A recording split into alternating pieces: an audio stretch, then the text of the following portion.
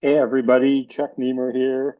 Cool connection this week. I thought I would pick one of the teams here and do a debrief here before you have to make decisions and all that. And just been a little bit of a crazy week. Apologize, and world seems to be scrambling like for all of us here. And but we're still with us and everything. So let me share the screen here. I picked a team. It was team four from one of the two cohorts we've got going through it, and thought, I saw basically the same consistent theme where people went down, and then they've gone back up. And if you remember, we went down because of we were overbooked. We had way much more load than we had capacity, so we had to start cutting some of the products that we had here. So I picked a team that improved, so they probably cut it back. We'll take a look, but perhaps they haven't cut back enough. And that's what we're going to look at and see if that's what it is, because many teams had the same signature here. So let's go to the finance first off to understand it. Going to go back to round three here. Going to bring up the income statement. So a little bit more revenue, which is awesome. Their penalties, they dropped from 17 to 7 million. So that's an opportunity in bonuses. A little bit more in labor, perhaps. We see a little bit more in mixer costs, which is okay. A little bit more in overflow. So those are some opportunities, and we'll come back to it. But there was also, as we see it here, we picked up 1.3 million in bank penalties. So they didn't hit the working capital promise that they made to the customer. So we'll go back and take a look at it.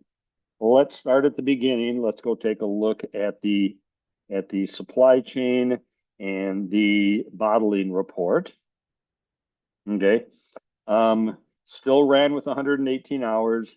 Let's do the analysis. We still got 23 hours of overtime and 5.7 hours of outsource. So even overtime wasn't enough.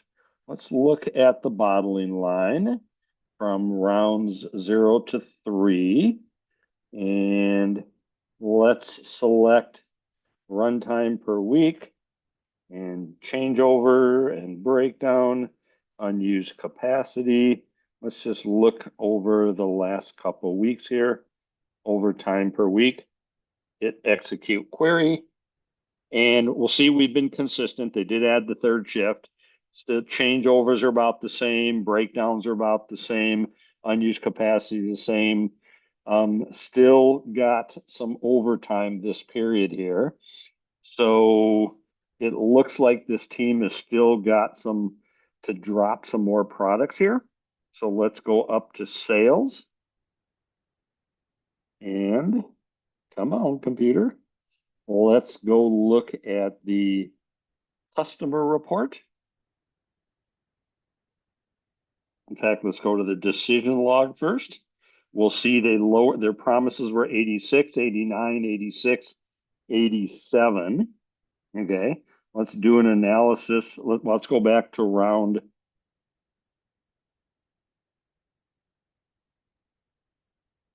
two and see what their decision log was there.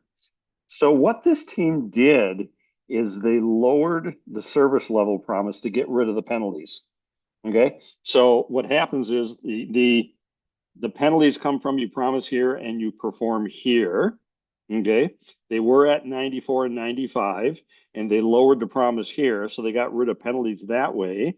But it doesn't look like while they got rid of penalties, they haven't addressed the fundamental problem of getting rid of enough products either. Because if we go back now and look at, let's do it by analysis here. Let's go up to round three and do the analysis. Go from round 0 to round 3, delivery reliability. Oops, I did components. Shame on me. I meant to do products.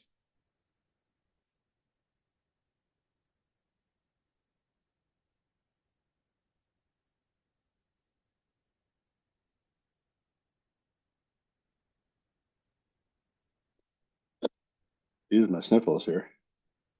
Done a little bit better on the pieces here. Okay. Let's break it down.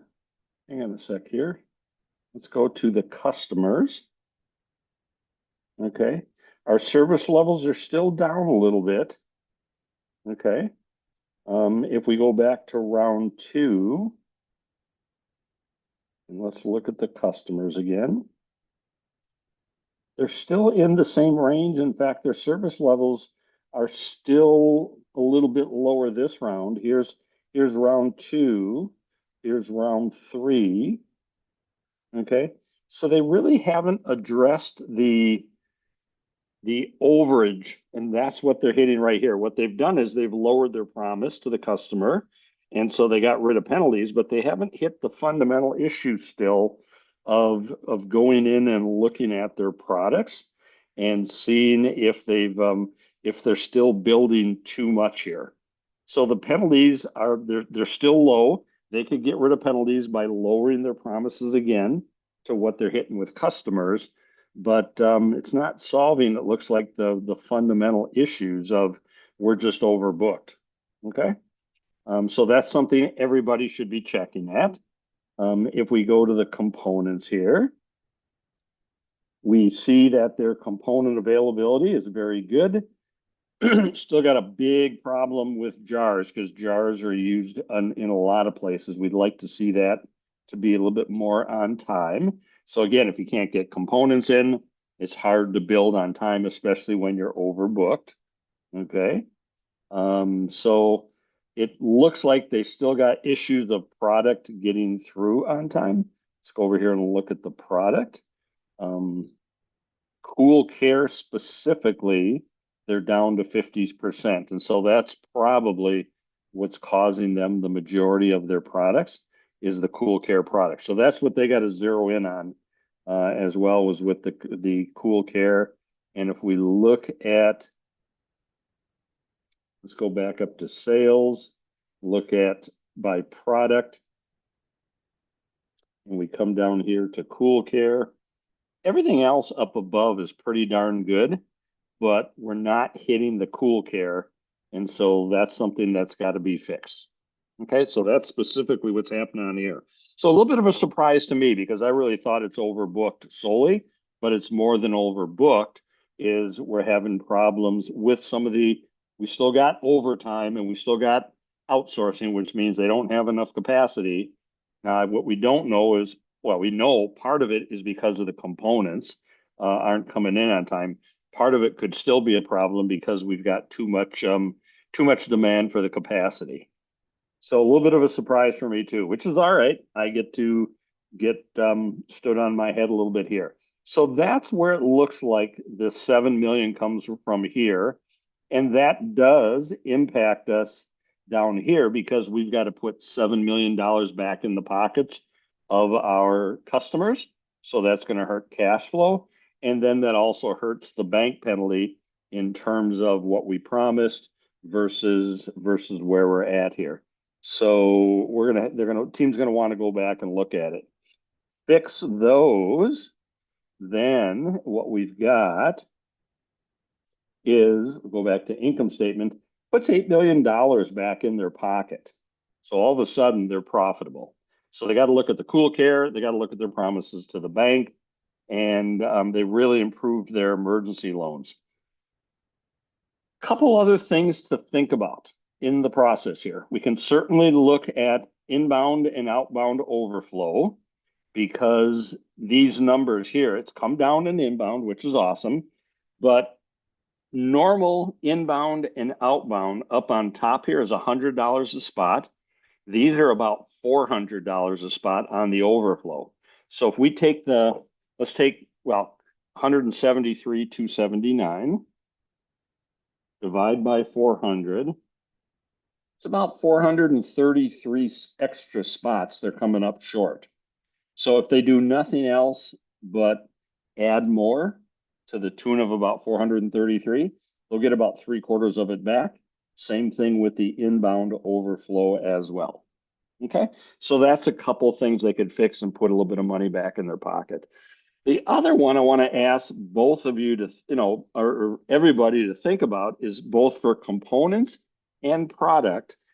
Excuse me. I want you to think about the idea of going to smaller lots more often. So if your suppliers are on time and you can get your overload done in the factory, you're running well and you can move towards smaller lots more often. So think about it if you go to the grocery store and you buy a whole bunch of stuff at one time to last you a whole bunch of months or a whole big part of the month, excuse me, which with the way gas is going up certainly is what a lot of us are thinking about. Think about how that hits your cash flow back at home when you normally spend 110, 120, $200 a week, whatever, for groceries based on your situation at home. Um, if you go out and spend 600 all at once to save money, you save money, no question. You got a lot of stock, but you also tied up a lot of cash in the process that you might need elsewhere. So you could argue smaller lots more often. Certainly will cost us a little bit more at the grocery store, but it manages our cash flow and our working capital better. And I want to show you what we're talking about when we do smaller lots more often. I'm going to show you a PowerPoint demonstration here and want you to think about that for both of them here.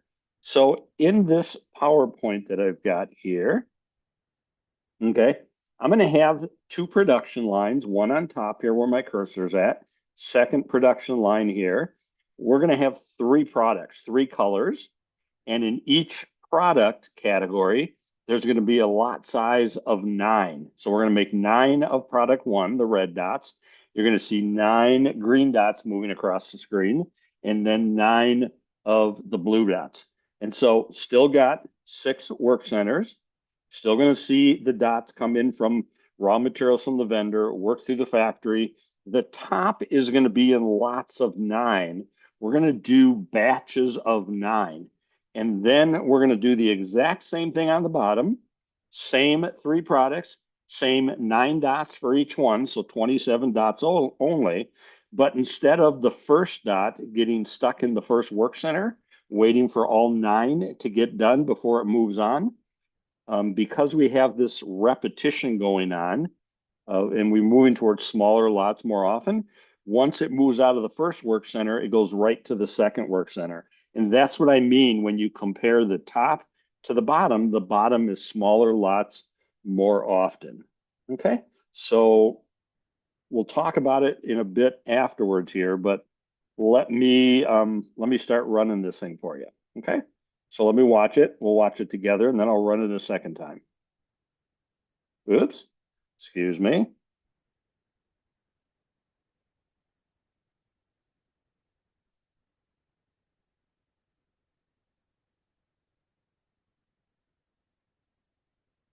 Okay, same 27 on top and bottom. It got through quicker because it's not sitting around. And what I want you to think about, I'm going to draw this on the bottom. Every operation here, each one of these is an operation. It's the same operation. Every operation is made up of queue, where raw materials queue up. Then we set up the machine, we run the part, and then the whole batch waits until all 9 got done on top. And then we move it on to the next work center where it gets queued up, set up, run, wait, move, and then we do it in the next work center. On the bottom, since we're making the same thing all the time, we set up once, we run constantly, but the waiting up front is done. The waiting afterwards, specifically for the whole lot of 9 to get done, disappears also. So and the move is about the same. So you'll see we get rid of a lot of the waste. And this is what lean talks about when we're looking at smaller lots more often. So let me run it one more time for you. Okay. Let me go backwards here, set this back up. And if this is something that's relevant for work you want a copy of, let me know. I got this from a colleague, so fairness says I should certainly share it with everybody else too. Okay. But if you'll notice on top, everything's stacking up waiting for the batch. Now customer 1's mad and customer 2's calling because where's all my stuff? and then it gets worse, they're still mad up on top, and everybody's mad. Things just aren't sitting around on top. So smaller lots more often make sense. And that's going to help you on cash flow. But you got to get your suppliers on time, and you got to get your factory, you got to get your overload to figured out in this team's case, because you don't want to try to do this if you don't have things flowing through successfully here. Okay. Now, the thing I want you to think about also, I'm going to go to supply chain. I'm going to go up to round 4 decisions. We're going to look at planning. Okay. This is a good, I think this is a good setup right here. What I wanted to talk about here is the idea, not just smaller lots more often, but the products. This is going to sound very counterintuitive, but the products with the higher demand should actually have the smallest lot sizes more often. They should have the production interval smaller because you sell it the most. You want to be the most flexible. You get most flexible when you do smaller lots more often. So if we come back to round 3 here and we look at our demand, let's go to the product. Then technically, Cool Classic Lemon with the biggest volume would have the smallest lot size. Now, if you look at Cool Classic Lemon, 1,000,002, compared to Cool Condition, which is about half, the lot sizes would look, you want to keep it in proportion. Okay.